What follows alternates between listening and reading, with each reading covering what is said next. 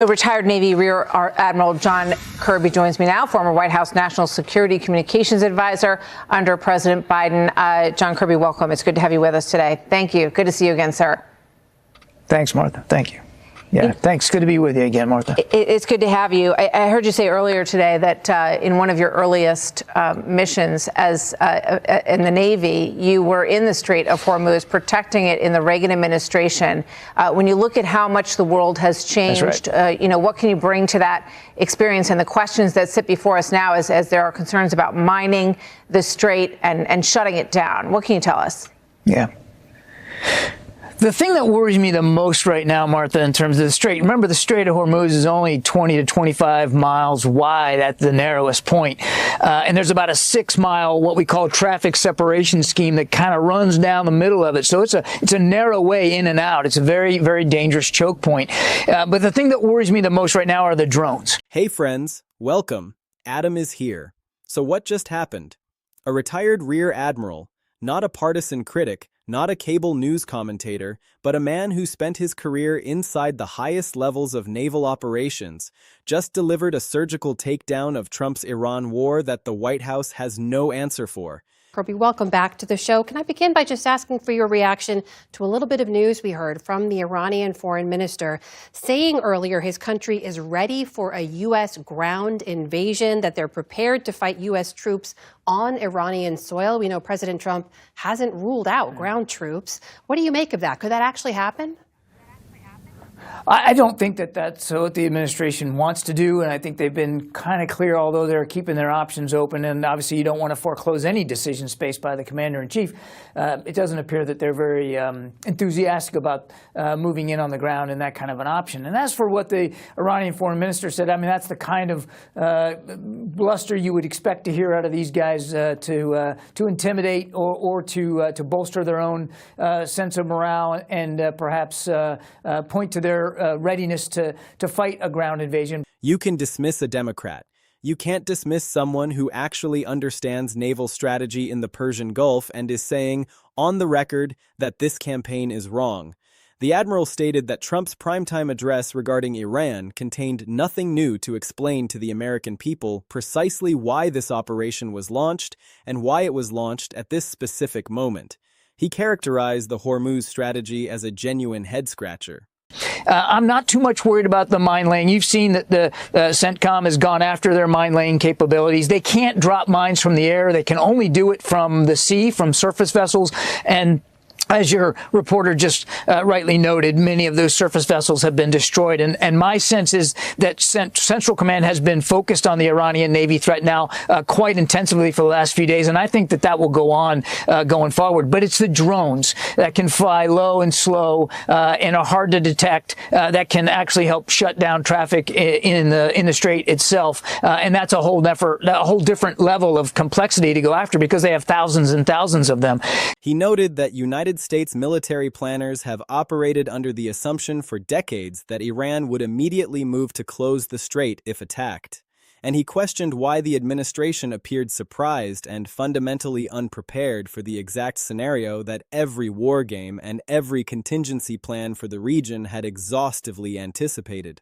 Let those words settle. Obviously, you know this area well. If Iran is giving us gifts of allowing vessels to pass through the strait, if they're charging others some $2 million in order to do so, one could argue that is Iran being able to continually exercise control over this waterway. Is the U.S. Navy alone able to wrestle that control back? What would it take?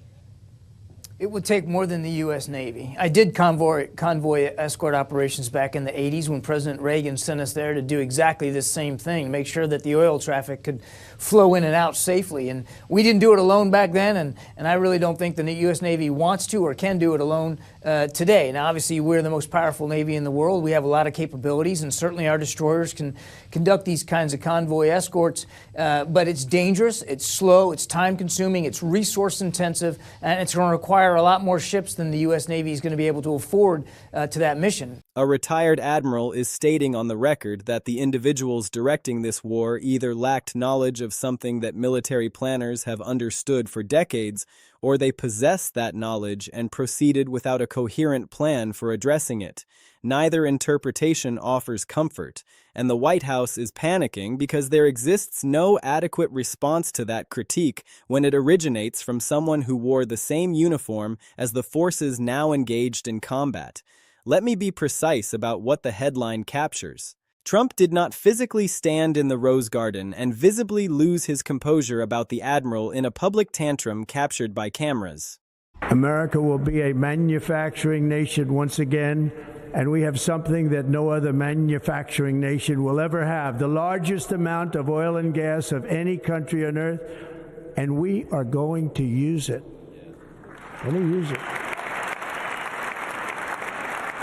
We will bring prices down, fill our strategic reserves up again right to the top, and export American energy all over the world. We will be a rich nation again, and it is that liquid gold under our feet that will help to do it. What the panic refers to is the documented chaos unfolding inside the White House communications apparatus, the desperate scrambling to contain a narrative that is rapidly escaping their triumphalist framing and veering towards serious and credible questions about whether this war was initiated recklessly, without clearly defined objectives, without a viable exit strategy, and without sufficient planning for the entirely predictable consequences that professional military officers have been gaming out for decades. When a retired admiral with these credentials goes on national media and declares the Hormuz strategy a headscratcher, that is not something the White House can neutralize with a press release. The fact sheet they distributed boasting that the operation is crushing Iran's terror regime, and quoting a Navy admiral declaring that Iran's Navy is not sailing and its fighters are not flying, reads precisely like what it actually is: a panic response. A desperate attempt to drown out credible military criticism with triumphalist talking points before that criticism has time to fully penetrate public consciousness. Here is the context that renders this critique so specifically devastating. On one side stands the White House issuing fact sheets, quoting admirals about destroyed missiles and grounded aircraft, labeling the operation a resounding success, wrapping every communication in the language of decisive military triumph. On the other side stand serious analytical voices raising alarm about Trump's escalating threats, specifically his declaration that an entire civilization will perish if Iran fails to open the Strait of Hormuz, and warning that those threats are eroding American credibility, destabilizing confidence in the United States as the guardian of global shipping, and generating legitimate concerns about war crimes if civilian infrastructure continues to be targeted. This is not a left-right political division.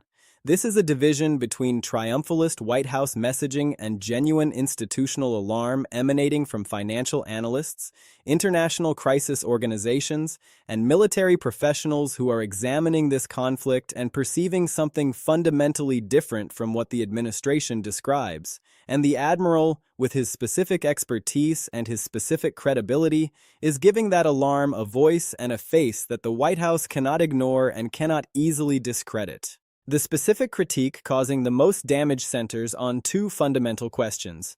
The admiral stated that Trump's Iran speech provided nothing new to explain to the American people why the United States launched a massive naval and air campaign while diplomacy remained on the table. Why now? Why this way? Those two questions, why now and why this way, are the questions every serious military strategist asks before committing forces to sustained combat operations. They are the questions that determine whether a war possesses a clear objective, a viable strategy for achieving it, and a realistic path to an acceptable end state. And the admiral is saying publicly and on the record that the American people have not received coherent answers to those questions from this administration, that the decision to abruptly remove diplomacy from consideration while negotiations were still active was never adequately explained, that the Hormuz strategy constitutes a head-scratcher because everyone in the military planning world has understood for decades that Iran would threaten the Strait if attacked, and the administration apparently possessed no clear plan for what to do when that entirely predictable response materialized. Those are not partisan talking points. Those are specific operational and strategic questions from someone who knows what serious military planning resembles and is stating publicly that he does not perceive evidence of it here. Let us descend deeper into every layer of this narrative. To genuinely comprehend why this critique carries such significance and why the White House panic is so revealing, you must understand the specific military and strategic questions being raised, why they matter profoundly, how they connect to the broader international alarm about Trump's Iran threats, and what all of it portends for the political environment that every Republican strategist is now losing sleep over. This is not merely a foreign policy narrative.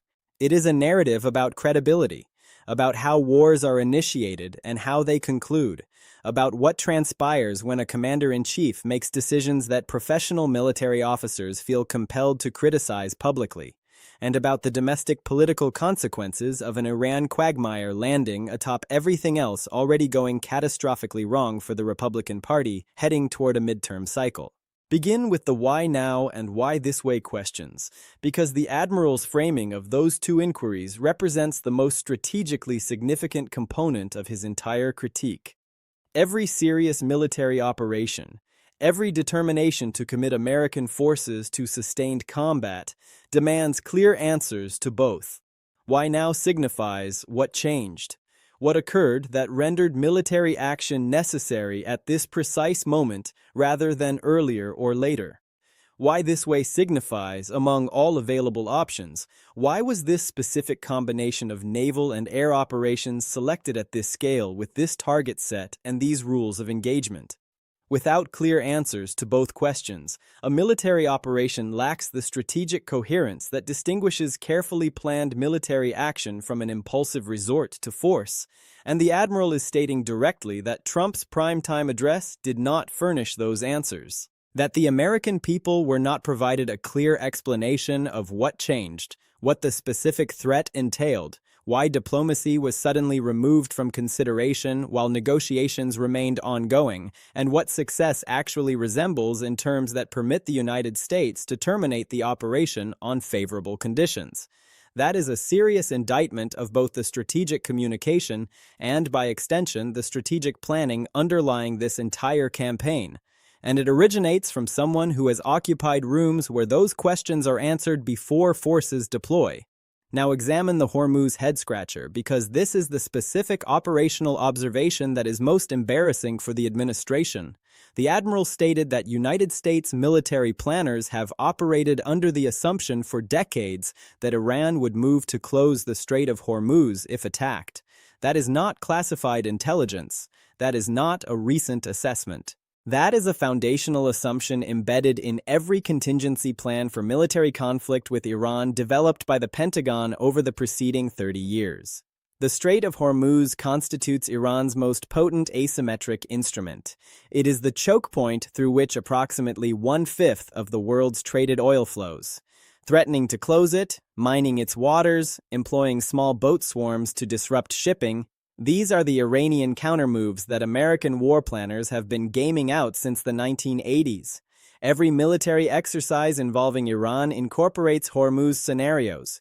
Every contingency plan accounts for Iranian strait closure attempts. This is fundamental knowledge for anyone who has devoted time to military planning for the Gulf region.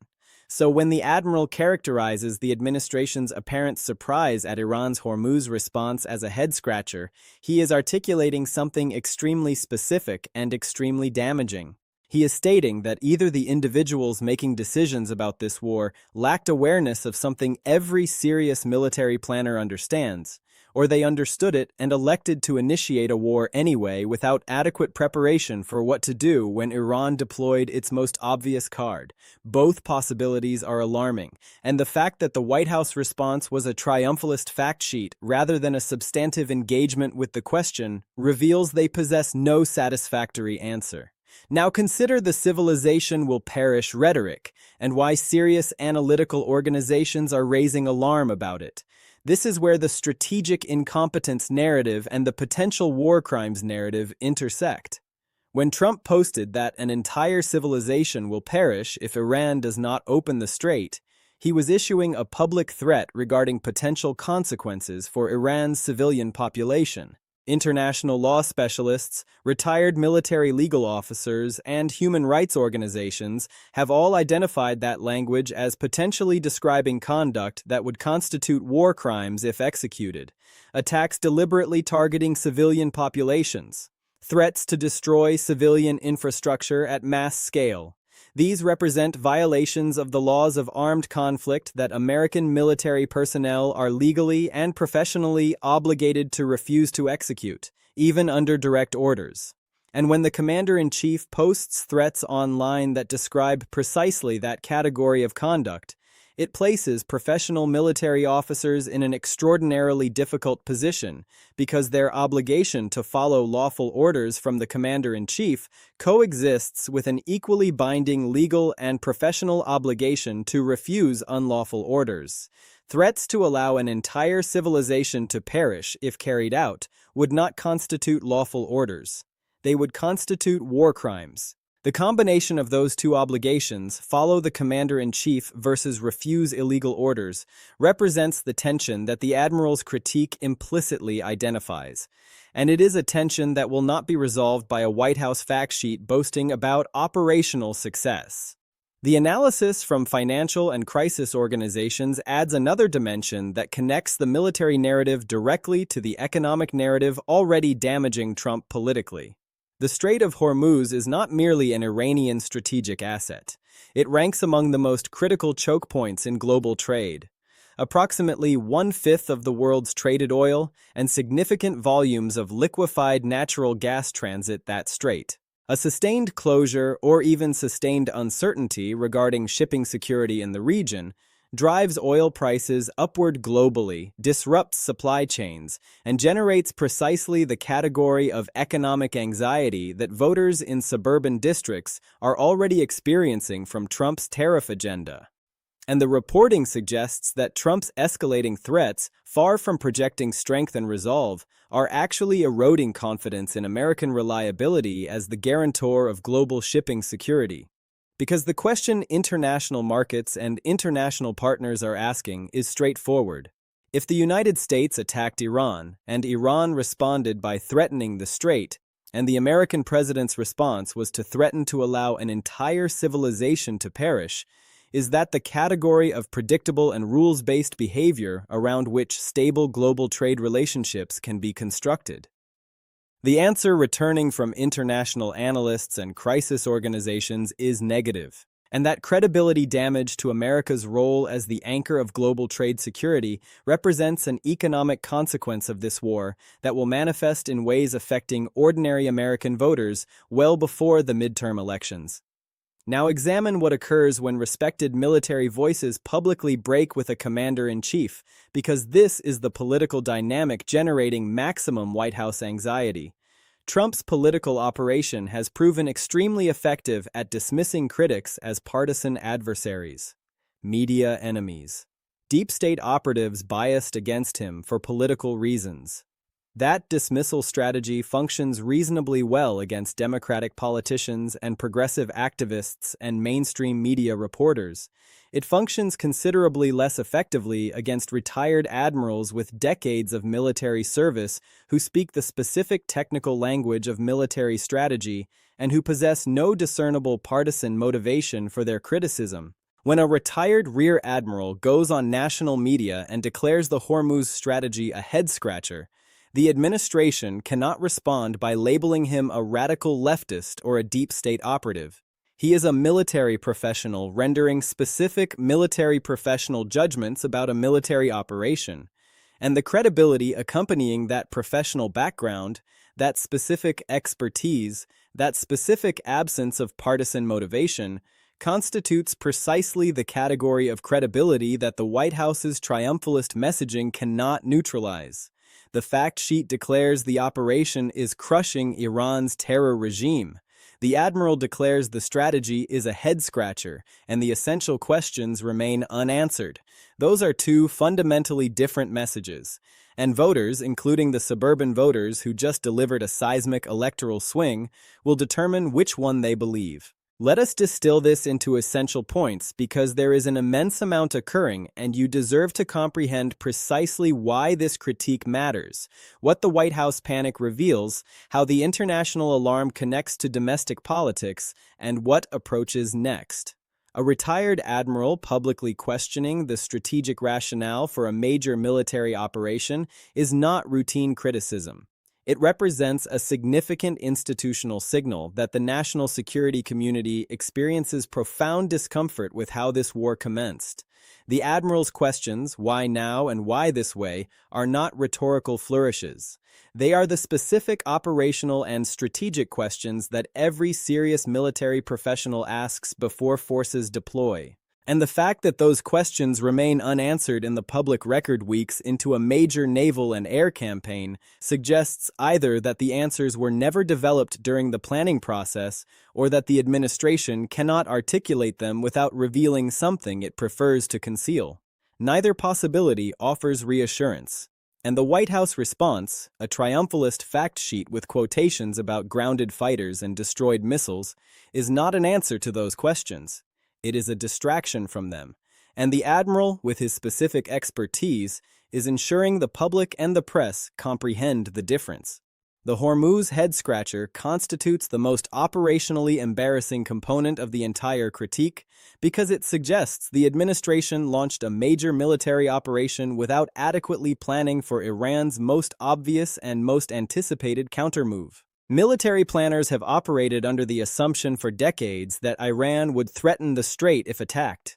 That assumption is embedded in every serious contingency plan for the Gulf region. The fact that the admiral characterizes the administration's handling of that scenario as a head-scratcher, the fact that the White House response to Iran's Strait threats appeared to be surprise and improvisation rather than execution of a pre-planned response, suggests a level of strategic unpreparedness that is genuinely alarming for a military operation of this magnitude. And that unpreparedness, if authentic, carries direct consequences for American credibility, for global shipping security, and for the economic stability of oil and energy markets that affect every American consumer. The civilization will perish. Rhetoric is generating war crimes exposure that professional military officers cannot ignore, and that places the uniformed military in direct institutional tension with the commander-in-chief. International law specialists, human rights organizations, retired military legal officers, and now prominent military commentators are all raising concerns about whether Trump's public threats describe conduct that would violate the laws of armed conflict. Professional military officers possess a legal and professional obligation to refuse unlawful orders.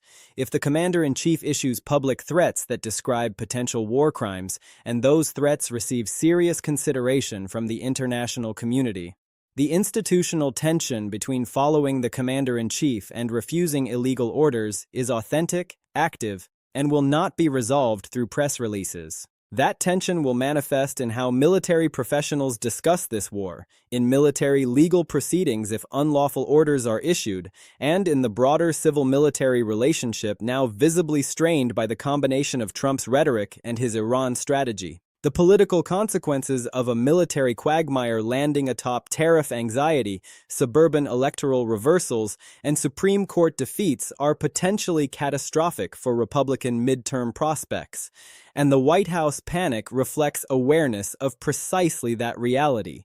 The special election result demonstrated that suburban voters are already responding to economic anxiety and institutional discomfort with the brand by delivering historic swings toward Democrats. Add to that anxiety a war that a retired admiral publicly characterizes as strategically incoherent, that is elevating oil prices and threatening global shipping, that has generated threats about civilizations perishing, that the international community describes in terms of potential war crimes, and you confront a political environment becoming genuinely toxic for Republican candidates in precisely the suburban districts they must retain.